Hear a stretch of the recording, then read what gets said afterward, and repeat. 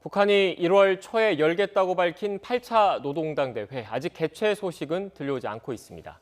이미 지난달 대회에 참석할 지방 당대표들이 평양에 모였고 정치국 회의를 통해서도 당대회 관련 결정이 이루어졌다, 이렇게 밝힌 적이 있죠. 8차 당대회를 앞두고 비밀스러운 행보를 이어가고 있는 북한, 어떻게 분석해야 할까요? 한반도 문제 전문가와 함께 짚어보겠습니다.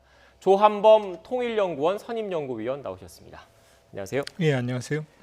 위원님, 앞서 전해드린 대로 당대회가 열릴 듯 하면서도 아직 개최 소식은 들리지 않고 있습니다. 워낙 폐쇄된 사회이다 보니까 지금 이 시각에 열리고 있는데 우리가 모를 수도 있는 측면이 있지만 아직은 안 열렸다, 이렇게 봐야 되겠습니까? 네, 현재까지는 징후로 봤을 땐 열리고 있지 않다고 보는 게 타당하고요.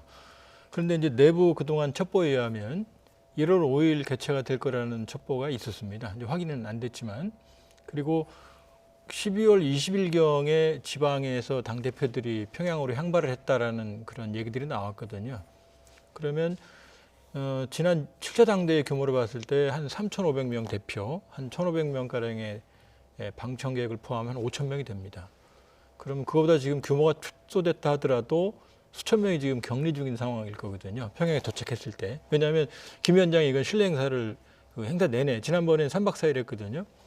그럼 철저한 방역을 한다고 그러면 지금 아마 격리 상태에 있을 거고, 12월 20일부터 계산하면 대략 14일 계산하면 한 요쯤 정도가 시기가 맞거든요. 그러니까 북한 매체의 징후는 전혀 없지만, 그러나 여러 가지를 종합해 봤을 때 현재 열리고 오늘 밤에 우리가 알고 있는 그 리춘희 아나운서가 나와서 당대회 개최 소식을 알릴 가능성도 있죠. 아니라 하더라도 내일이나 모레 정도는 북한이 말한 대로라면 열려야 맞는 거죠. 네, 김정은 위원장의 생일이 1월 8일로 알려지고 있죠. 네. 그러면 그 전에 아무래도 열릴 가능성이 있다, 이렇게 봐야 됩니까? 아무래도 자기 생일 끼기는 좀 소위 이제 북한 정치 문화에서 최고 존엄이기 때문에, 그러나 이제 경우에 따라서는 이번에 워낙 비상시국에서 열리는 거니까 그 시점을 크게 고려하지 않을 수도 있습니다. 네.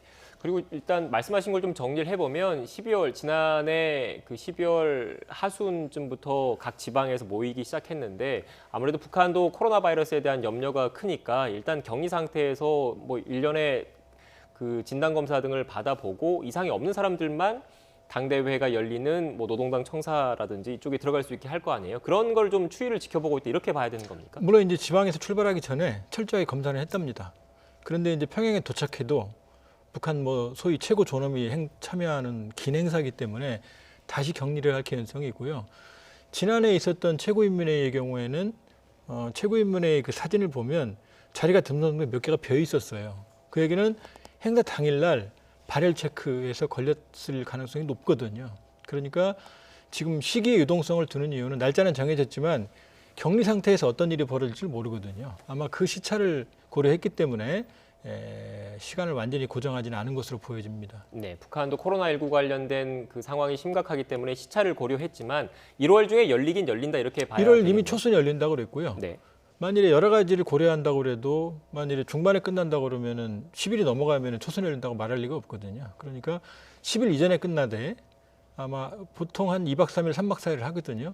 그럼 2박 3일이라 하더라도 이제 지금쯤 열려야 맞는 거죠. 네, 좀 더 언제쯤 열릴지는 좀 상황을 봐야 할 것 같고요.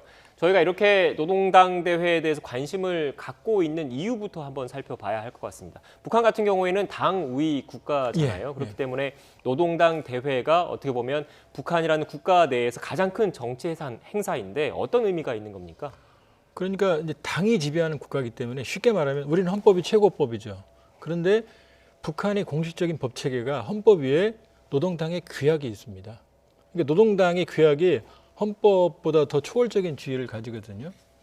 그러니까 우리 같은 경우는 이제 내각, 국방부 장관이 우리 국군을 통솔하죠. 그런데 북한의 경우에는 당 중앙군사위원회가 인민군대를 통솔을 합니다. 그러니까 지금 김정은 위원장이 가지고 있는 직함이 3개거든요. 인민군 최고사령관, 국무위원장, 그다음에 당위원장. 그러니까 당위원장이 최고 직함이라고 할 수 있어요. 공식적으로는 국무위원장을 쓰지만. 지금 말씀하신 것과 관련해서 북한의 권력 구조와 관련된 그래픽이 있거든요. 그걸 한번 좀 띄워주시면서 보면 설명을 좀 부탁드리겠습니다. 네. 이제 맨 위에 조선 이제 그 위원장 김정은이 있죠. 네. 그런데 그걸 추대하는 게 당대회입니다. 이 당대회는 북한에 있는 모든 노동당 당원들이 전체가 모여야 되는데 모일 수가 없으니까 대표를 뽑습니다. 대략 한 3, 4천 명을 뽑아서 이 사람들이 전체 모이는 대회거든요. 여기에서 김정은 위원장이 지난번 2016년 7차 당대회 때 위원장으로 초대가 됐어요. 2016년이죠. 그렇죠. 네. 그러니까 이 당대회에서 모든 걸 결정을 합니다. 그러니까 당중앙위원회가 사실은 당대회를 통해서 꾸려지는 실무 조직이고 이 당중앙위원회가 사실은 권력의 핵심입니다. 그러니까 이미 사망한 김정일 위원장 같은 경우도 후계자 때 당중앙이라는 표현을 썼어요. 그 정도로 당중앙위원회가 핵심이고 이거가 병렬로 당중앙군사위원회가 있는 거죠.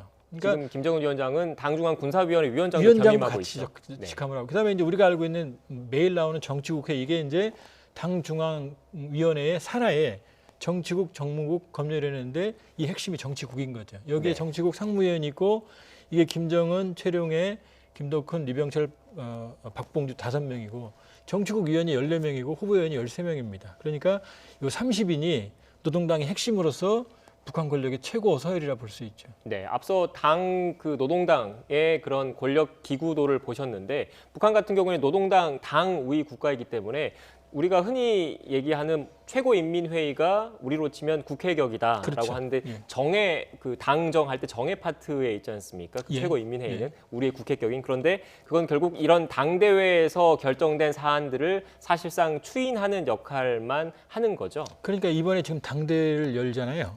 그럼 여기서 결정을 하면 그 입법을 이제 최고인민회의에서 합니다. 그래서 네. 하순에 최고인민회의도 예정이 돼 있습니다. 지금. 네, 이렇게 중요한 행사인데 그러면 이번 8차 당대회에서 어떤 내용들이 나올까요? 일단 의제들은 설정이 됐어요. 설정이 됐는데 여러 가지 당 규약, 그 다음에 노선, 그 다음에 이제 여러 가지 중요 보직에 대한 선거, 요게 핵심이거든요.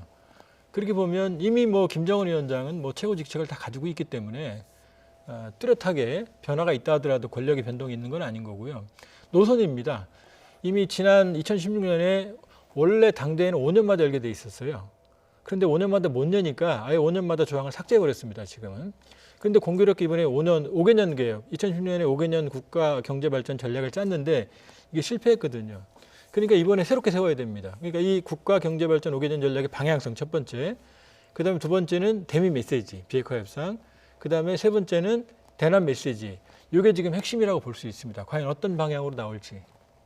지금 대미, 대남 그리고 경제 관련된 세계 핵심 축과 관련된 주요 정책 사항들이 논의되고 그 어떤 수준에서 어떤 방향성을 가지고 나올지 관심이 집중된다고 하셨는데 일단 그 대미 부분을 먼저 좀 한번 볼게요. 그 바이든 행정부가 오는 1월 20일 날 그 출범을 하지 않습니까? 예. 아무래도 그 전에 당대회가 예정대로 1월 초순에 열린다면 바이든 행정부가 출범하기 전에 당대회가 열리는 거고 거기에서 대미 메시지가 담길 수밖에 없을 것 같은데 어떤 방향이 설정될까요? 일단 상황을 악화시키지는 않을 겁니다. 왜냐하면 지금 바이든 행정부가 어떤 입장 표명 조치가 없거든요. 공식적으로. 그러니까 지금 탐색전인 상황인 거죠. 이 상황에서 상황을 악화시켰을 때는 북한이 얻어갈 그 실익이 없거든요. 반면에 파격적인 제안을 하기도 어렵죠. 왜냐하면 바이든 행정부 입장을 모르는 상태에서 제안을 했다가 만약 거부하면 그 부담이 고스란히 북한에게 돌아갈 거거든요. 그러니까 협상의 여지는 남겨두되 현상 유지 정도의 입장을 유지할 것 같다. 다만 이제 바이든 행정부가 향후에 대북 메시지를 낼 거거든요. 입장을. 이제 거기에 반응을 하지 이번 당대회에서 결정적으로 대미 전략이 뚜렷하게 나타나지는 않을 것 같아요. 네.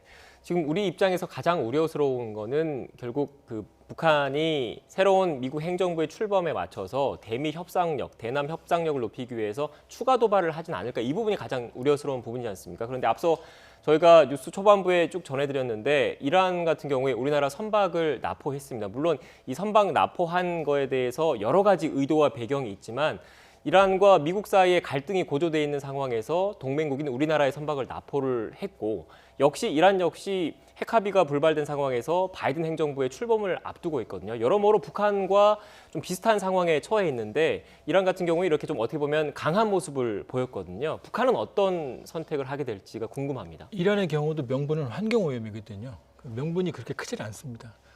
지금 북한의 경우에도 보통 취약한 국가가 이 외부와의 갈등을 일으켜서 내부를 공고히 하는 전략을 쓰는 경우가 많은데 내국력이 워낙 취약할 경우에는 아예 내부가 균열이 생겨버려요.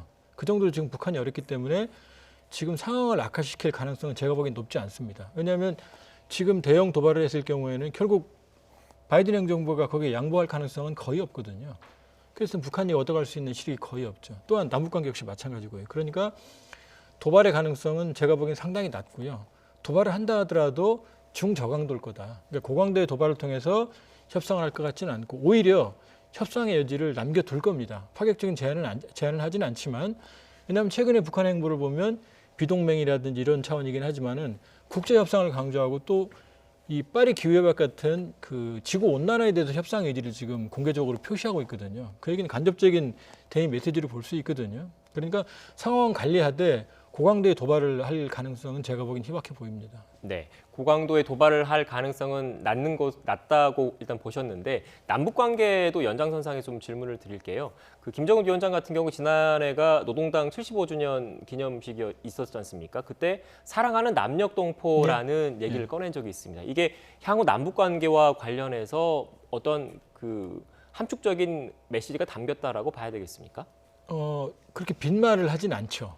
북한의 어떤 그 행보를 보면 과장은 하지만 아예 빈말은 안 합니다. 그러니까 정확한 워딩이 사랑하는 남녘동포들 코로나 위기 극복되고 다시 두 손을 맞잡길 기원한다 그랬거든요. 그게 10월 10일 날이고 그다음에 10월 12일 날 김덕훈 총리는 금강산에서 갑자기 금강산 관광을 강조했거든요. 근데 금강산 관광 계획은 대부분 남측 관광 계획입니다. 거의 100%.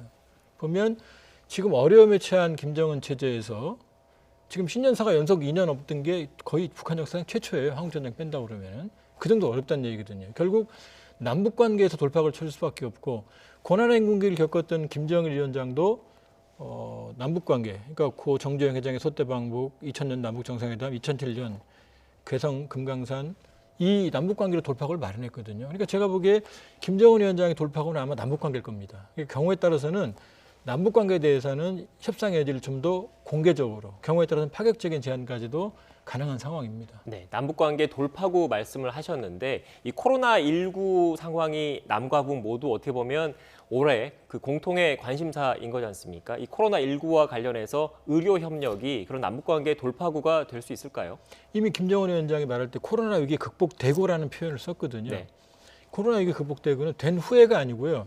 코로나가 계기가 될 수도 있다는 얘기죠. 그리고 보도는 좀 더 지켜봐야겠지만 이 국제 백신 기구에 북한이 백신을 요청했다는 설도 있거든요. 그런 보도가 있죠. 그렇죠. 네. 결국 절대절명의 정치 위기로 코로나를 지금 북한이 간주하고 있기 때문에 신뢰와 명분이 찾아진다면, 그러니까 대규모의 백신이나 아니면 상황을 결정적으로 전환시킬 수 있는 정도의 그런 규모의 의료 협력이 있다고 그러면 제가 보기엔 충분히 나올 가능성도 있다. 그렇기 때문에 코로나가 끝난 다음이 아니고 코로나를 계기로도 충분히 여전히 있다고 볼 수 있습니다. 네, 코로나를 계기로도 여지가 있다라고 말씀하셨는데 이어서 마지막으로 아직 뭐 확정 여부에 대해서는 좀 더 지켜봐야 할 것 같습니다. 특히 코로나19 상황을 봐야 할 것 같은데 올해 여름에 일본 도쿄에서 올림픽이 열릴 예정이지 않습니까? 이곳에서 남과 북의 정상 그리고 미국과 일본의 정상이 사자가 만나서 어떻게 보면 한반도 평화 체제를 구축하기 위한 또 다른 돌파구를 마련할 기회가 생기지 않을까 이렇게